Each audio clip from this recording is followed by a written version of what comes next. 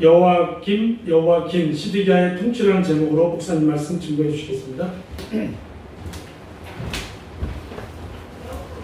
기도하시겠습니다. 하나님 아버지, 오늘 유다의 마지막 왕들의 통치 모습을 통해서 우리를 돌아보고 하나님이 원하시는 삶, 우리 모두 살 수 있도록 인도해 주옵소서. 예수님의 이름으로 기도합니다. 아멘. 유다의 마지막 왕들, 그들이 통치하는 모습이 오늘 본문에 기록이 되어 있습니다. 오늘 여호와김 그리고 여호야김, 시드기야, 이 세 왕의 공통점이 본문에 나오는데요. 여호야김은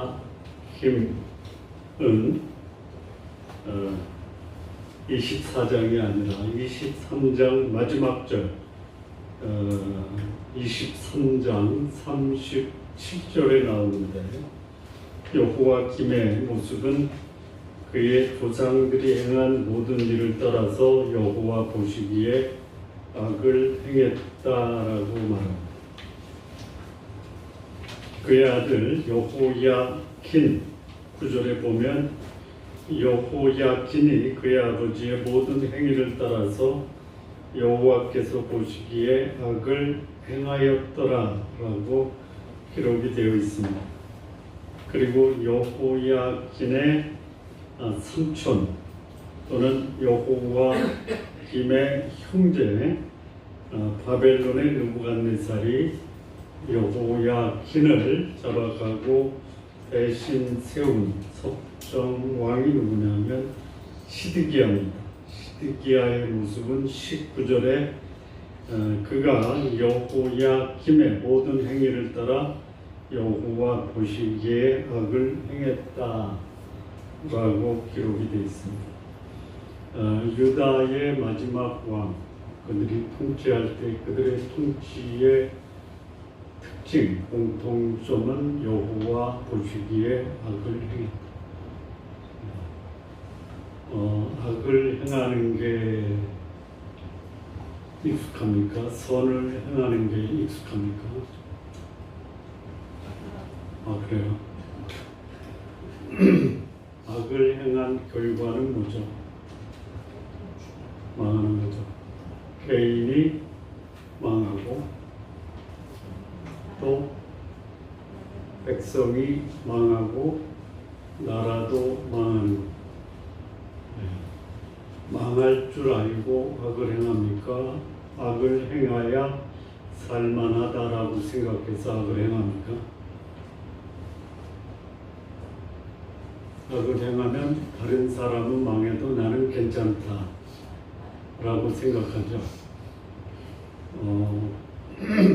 그냥 교도소나 구치소에 사람들이 많은데 대체로 잘난 사람들입니까? 못난 사람들입니까?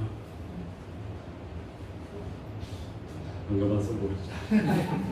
한번 가보세요. 제가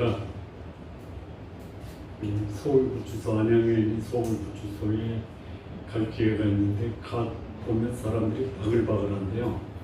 다 세단 타고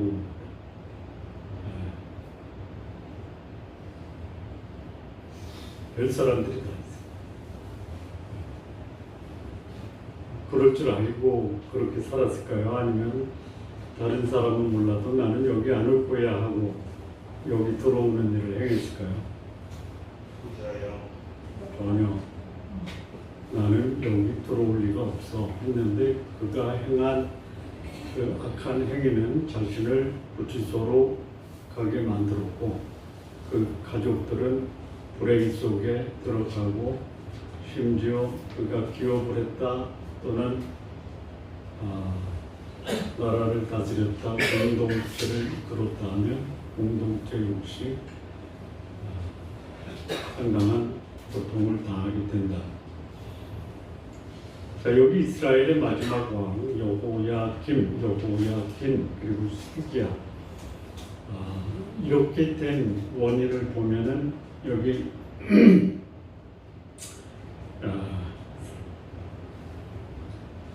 3절이요. 이 일이 유다에 임하면 불행이 임한 거예요. 악을 행하면 불행해지는데 그 불행의 내용이 뭐냐면요. 2절입니다. 여호와께서 그의 종 선지자들을 통해서 하신 말씀과 같이 갈대아의 부대와 아람의 부대와 모압의 군대와 암몬 자손의 부대를 여호와 김에게로 보내 유다를 멸하려 하시니 그 원인이 뭐냐면 3절에 이는 므낫세의 지은 모든 죄 때문이다. 므낫세가 55년을 통치하면서 거룩한 하나님의 나라를 우상의 나라, 깨끗한 나라를 더러운 나라, 밝은 나라를 어둠의 나라, 사람 귀하게 여겨야 될 하나님의 나라가 선지자의 피를 흘리고 자녀들을 불 가운데 지나게 하는 이런 악한 통치를 한 게 그 암몬 시드기야 므낫세의 아들 아몬의 아들 요시야에 의해서 잠시 회복이 되는 듯 하다가 요시야가 애굽과 전쟁에서 죽으니까 그 버티고 있었던 버팀목이 무너지고 나라는 다시 허물어지고 거의 60년 동안 나라를 우상의 나라로 바꾸고 사람을 함부로 대했던 그 악한 통치가 사회 전반에 퍼져 있었던 거예요. 그 통치자가 정직하지 못한 통치자로 인해서 백성들도 정직하지 못합니다. 그거를 회복시키려고 하면 정직한 나라로 회복시키려고 하는 세력이 큽니까? 악한 세력에 의해서 영향을 받고 악한 짓을 했던 사람들이 그들이 지키고 있는 기득권을 붙들려고 또 힘을 씁니까? 그런 상황이에요.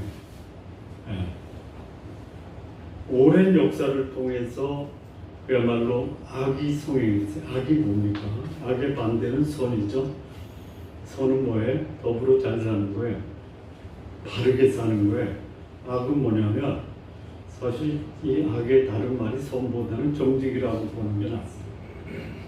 원칙과 기준 분명히 정해져 있어요. 악은 뭐냐면 기준이 없어요.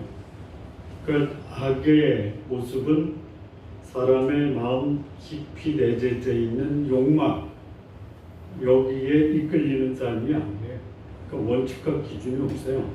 방향이 없어요. 내 욕망을 충족시키면 뭐든지 할 수 있는 게 소위 악입니다. 그래서 우상도 하나님 자리에 들여놓을 수 있어요. 하나님의 성전이 우상의 소굴이 될 수 있어요. 하나님의 말씀을 전하는 선지자들이 그 시대에 인정과 존경을 받아야 되는데 선지자를 죽이는 거예요. 내 자식이 귀한데 내 자식은 감춰놓고 남의 자식 데려다가 불 가운데 제물로 바쳐버리는 그 세상이 악한 세상인데 요시야가 죽은 다음에 여기 마지막 사실 여기 여호와김의 아버지가 누구냐면 여호와하스예요. 여호와하스를 애굽의 그 반 애굽 정책을 핀 여호와하스를 애굽이 잡아가고 친 애굽 정책을 핀 여호와김을 세워요. 그런데 이 여호와김이 11년을 다스려요. 11년을 다스리는데 다스리다가 소위 바벨론을 배반해요. 왜 배반했냐?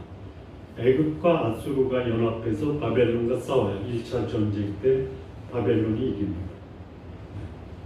다시 또 전쟁을 벌이는데 그때는 무슨 거예요? 전열을 정비하기 위해서 애굽은 애굽으로 물러가고 바벨론은 다시 메소포타미아로 물러가서 전열을 정비할 때 친애굽파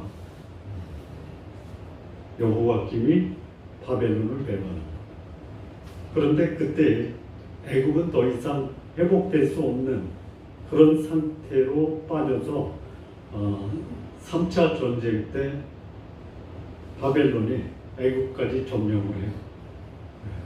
그리고 바벨론을 배반한 이 여호야김을 바벨론의 느부갓네살이 잡아갑니다. 어떻게 잡아가냐면 쇠사슬로 꽁꽁 묶고 코에는 갈고리를 끼워서 잡아가요.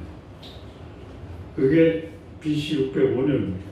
605년. 그때 잡아갈 때 엘리야김만 아니 여호야김만 잡아간 게 아니라 유다의 유능한 왕족과 귀족 청년들을 잡아가요. 그때 잡혀간 사람이 누구냐? 다니엘과 그의 친구들. 1차 포로. 요게 여호야김입니다. 그 이유가 뭐예요? 조상에 따라서 소위 므낫세의 죄를 따라서 여호와 보시기에 악을 행한 거예요.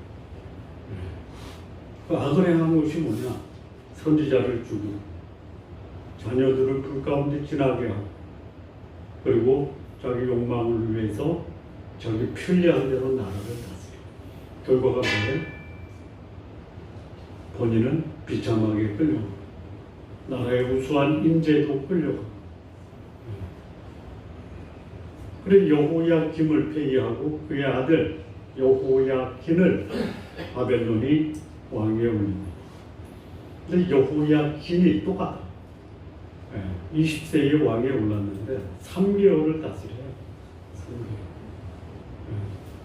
3개월 동안 뭐 다스리겠어요? 근데 그의 통치 3개월을 한마디로 요약하면 여호와 보시기에 악을 행했다. 하루를 살아도 하늘을 우러러 부끄러움이 없는 삶을 사는 것이 그 삶이 나중에 인정과 존경을 받는데 3개월을 통치한 왕의 그의 삶에 대한 기록이 뭐냐? 여호와께서 보시기에 악을 행했다. 악의 정체가 뭐죠? 악의 정체가 뭐죠?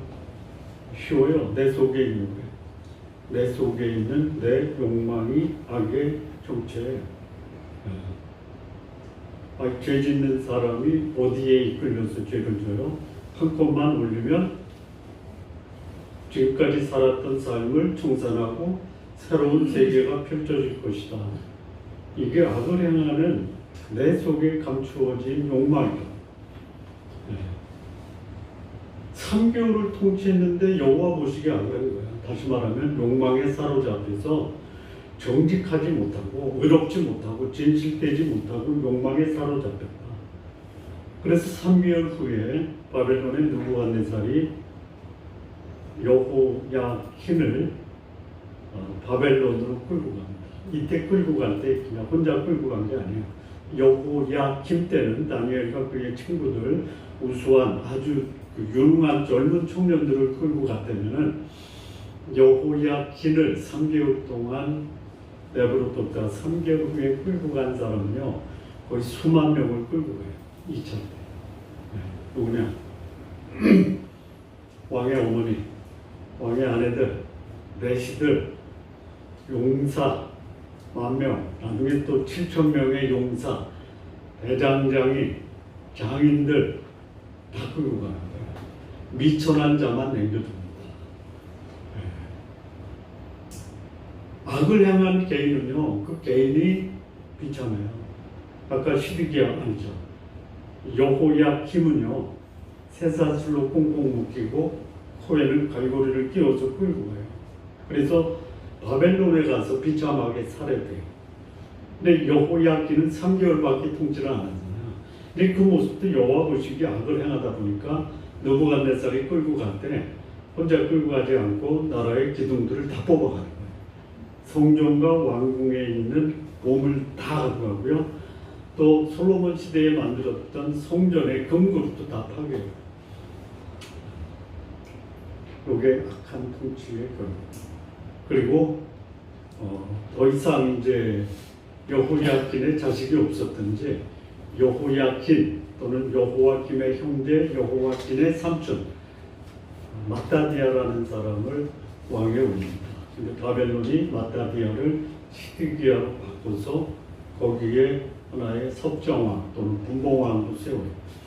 근데 이 시드기야가 몇 년을 통치하냐면 11년을 통치합니다. 11년. 이때 선지자 예레미야가 등장합니다. 예레미야가 등장한 시기는 여호야김 때 등장해서 시드기야가 바벨론의 나라를 다 넘길 때까지 예언을 했던 선지자가 예레미야. 므낫세 때에 이사야가 살해돼. 어떻게 살해되냐면 톱에 켜서 살해가 돼요. 이사야는 그렇게 선지자직을 마치고 세상을 떠나고 잠시 비었다가 에레미야가 마지막 몰락하는 유다를 향해서 예언을 시작합니다. 그때 시작할 때 에레미야가 예언한 게 뭐냐? 바벨론에 항복하라. 그것이 살 길이다. 근데 이상하게 이 살 길을 가르쳐 주면 반대로 가요. 네? 성도님들 반대로 가지 마십시오.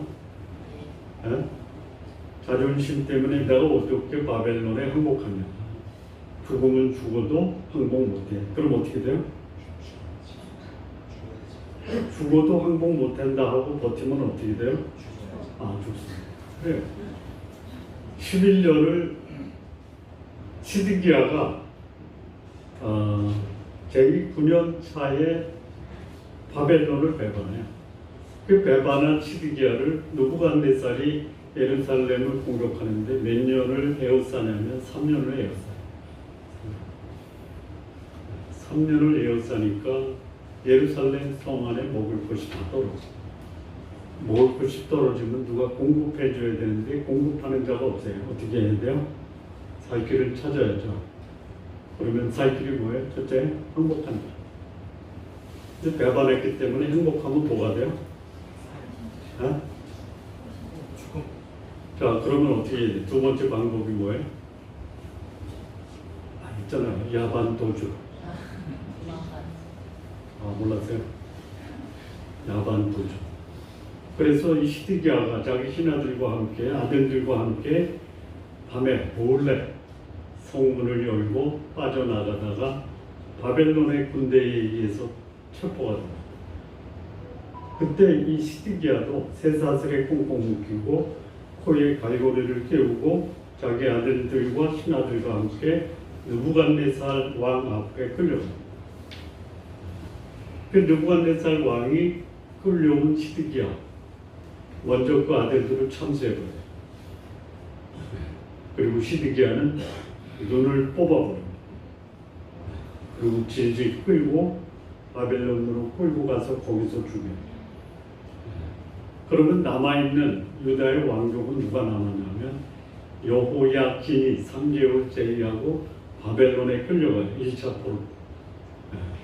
그래서 이 여호야긴만 그 바벨론에서 나중에 한 17년 지난 다음에 17년인가 지난 다음에 그 바벨론의 왕 느부갓네살이 여호야긴을 다시 유다의 왕으로 복위시키고 바벨론에서 살게 해요. 왕족 대우를 해주고. 이게 유다의 마지막 왕의 모습입니다. 우리 본문의 내용. 저희 본문이 주는 교훈이 있어요. 그냥 얘기 듣기 편안하게 잘 들으셨죠? 네? 자, 이게 주는 교훈이 뭐냐? 자, 유다가 멸망한 결정적인 원인이 조상의 죄예요. 므낫세의 죄예요. 네. 그래서 나라는 무너져 내려요. 왕은 포로가 돼요. 네. 그래서 그 조상의 죄를 소위 해소하지 않고 그것을 답습하면 결국 본인 비참한 말로를 맞게 된다. 그러니까 무너진 나라, 무너져 내리는 나라의 소위 영적, 정신적 상태가 회복되지 않는 한 그 결과는 본인과 백성과 나라를 망하게 한다. 자, 한번 생각해 보죠. 먹고 사는 게 없어서 죽는 사람 있어요? 오늘 우리나라에? 없습니까? 요즘에는 먹고 사는 게 없으면 나라에서 먹을 거 다 대두죠. 자, 그런데 우리나라의 청소년 또는 노인들 자살률이 OECD 나라의 1위라죠. 먹고 사는 게 없어서 자살합니까? 청소년들이? 누구는 고깃국 먹는데 라면 먹어서 죽나요? 청소년들이? 왜 그러죠? 청소년 모임 가보세요. 뭔가 자기 속에 있는 그 열정을 뿜어내려고 몸부림치면서 흔들어대잖아요. 왜 그래요? 공허해서 그런 거예요. 공허해서. 우리 어른들은 공허하지 않나요? 네? 어른들은 공허한 거를 청소년처럼 몸으로 발산하지 않고 은밀하게 발산하죠. 안 하시나? 네? 영적, 정신적 건강이 회복되지 않으면 그 사람의 생애는 비참하다. 나 혼자 비참한 게 아니야. 함께 있는 사람도 비참하지. 그가 책임지고 있는 공동체도 비참해. 우리가 회복해야 될 것은 여기 나라를 다스리는 왕이 경제적, 외교적, 국방력을 회복하는 것이 나라를 강성하게 하는 게 아니에요. 더 강성한 나라가 있어요. 네? 있어요. 마음 먹으면 네? 강한 나라가 약한 나라 먹잖아요. 지금도. 버티길 수 있는 것은 군사력이 아니에요. 백성들의 영적, 정신적 건강 상태가 나라를 안전하게 보호하고, 내 가정을 보호하는 것은 경제력보다는 영적, 정신적 건강이에요. 여러분, 내 가정을 건강하기 위해서 내가 어떤 영적 구장을 해야 됩니다. 하시기 바랍니다. 자, 제일 마지막 세대가 영적 아비예요. 아버지. 아비들아. 아비들이 할 게 뭐예요? 아비들이, 성년들이, 한 가정의 가장들이 영적 건강을 위해서 해야 되는 게 뭐라고 해? 어떻게? 거룩하신 분 앞에서 사는 게 거룩함을 지키는 거예요. 다시 말하면 하나님 아버지와 내 집안의 가장이 하나님과 친밀한 교제권을 유지하는 게 우리 가정의 영적, 정신적 건강을 지키는 가장 바람직한 비법이에요. 요한일서 2장인가요? 아비들아. 아비들에게 권면하는 게 있어요. 태초부터 계신 일을 알았다.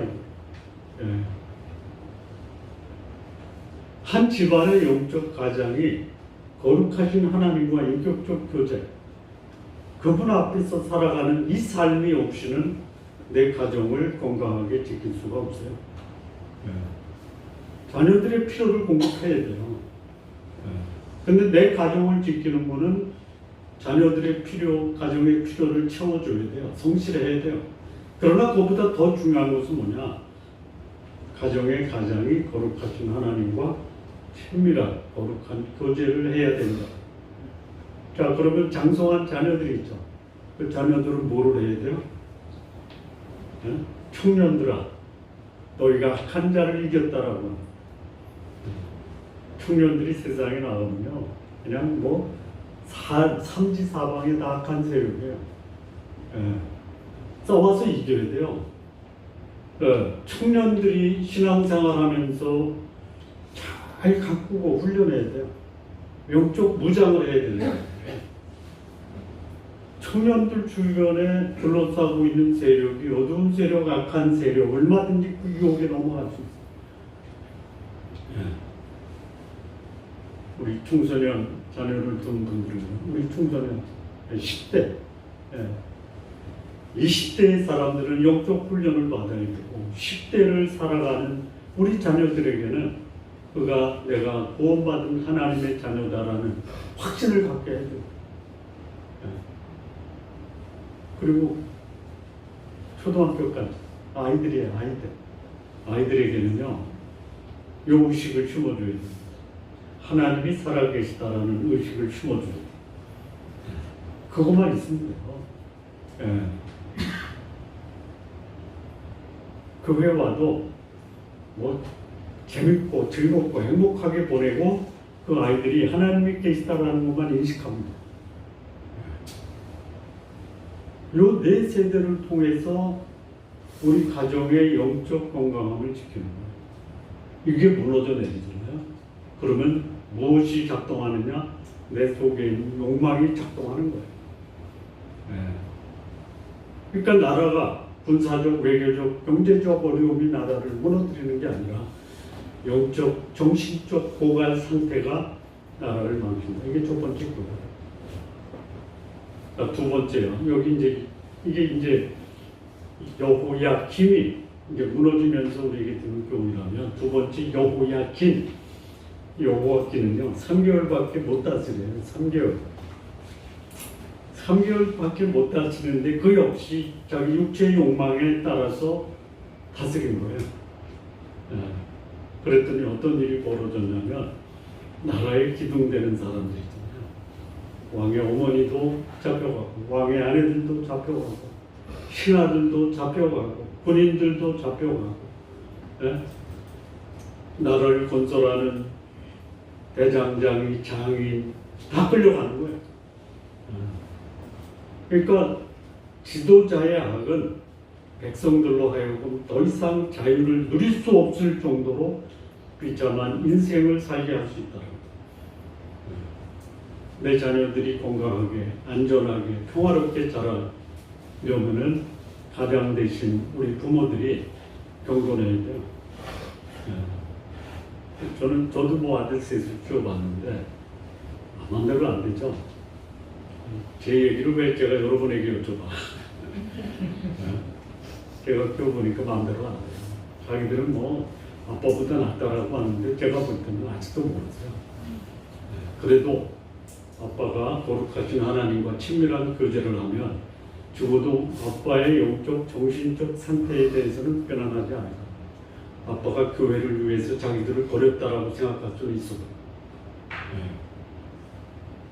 하나님과의 거룩한 교제를 하는 가장은 자녀들에게 거룩한 영향을 주는 거예요. 그런데 악을 행한 지도자는 백성들의 삶이 포로가 되게 하는 거예요. 어딘가 잡혀 있어요. 또한 나라를 위해서 일할 일꾼마저도 자기 나라가 아닌 다른 나라의 노예로 전락하게 합니다.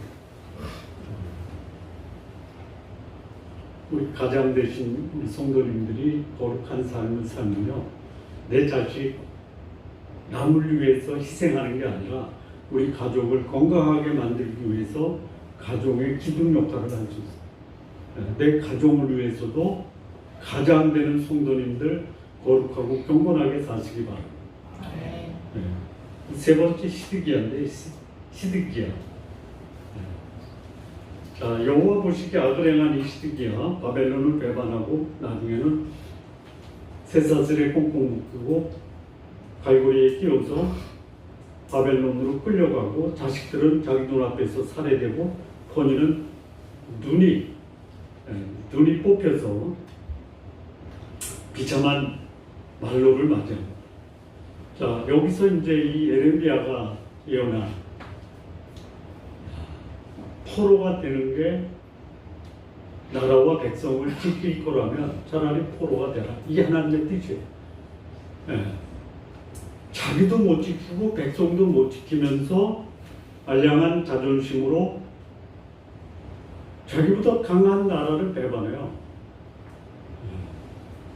어리석은 겁니다. 자존심이 상해도 나라를 지킬 수 있고 백성을 보호할 수 있다면 나보다 강한 나라에 굴복하라. 이게 이제 하나님이 예레미야를 통해서 당시 시드기야와 유다를 향해서 외친 하나님의 예언의 말씀입니다.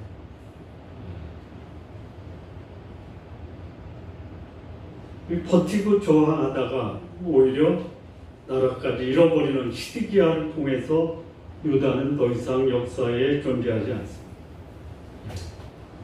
자기를 희생하면서 백성들을 보호하는 것이 바람직한 모습인데 자신의 욕망을 위해서 백성을 포기하고 또 희생하는 왕들이 얼마든지 역사 속에 있고 오늘도 있다라는 자, 마무리 짓겠습니다. 한 나라가 망하는데 왕의 잘못이 큽니다.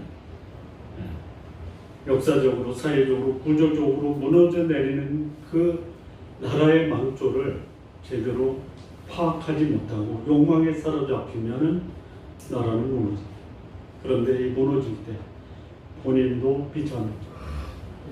함께 있는 공동체 구성원도 비참해져. 그리고 나라를 잃어버리는 그 비극이 한 지도자의 악으로 인해서 발생하죠. 한 개인이 아니다. 우리 성도님들 개인으로 사시지만 결코 개인이 아니다. 내가 보호해야 될 가족도 있고요. 내가 보호해야 될 신앙의 공동체도 있고요. 내가 속해 있는 회사도 있고, 내가 속해 있는 나라도 있어요. 나 하나가 무슨 역할을 하겠느냐. 나 하나가 역할을 합니다. 한 사람의 거룩하고 선한 영향력이 내가 속해 있는 가정, 공동체, 기업, 나라까지도 건강하게 만들 수 있는 건강의 초소입니다. 우리 성도님들 하나님 앞에서, 사람 앞에서 거룩하고 경건하고 사람 귀하게 여기는 이런 삶이 성도님들의 삶, 성도님들을 통해서 나와 내 주변과 내 공동체가 안전하고 건강하게 유지될 수 있기를 진심으로 바랍니다. 기도하시겠습니다. 하나님 아버지, 나의 경건함과 거룩함이 나와 내 주변과 내 공동체를 살릴 수 있다는 이 삶이 우리 모두가 살아갈 수 있는 그런 삶이 되게 하옵소서. 예수님의 이름으로 기도합니다.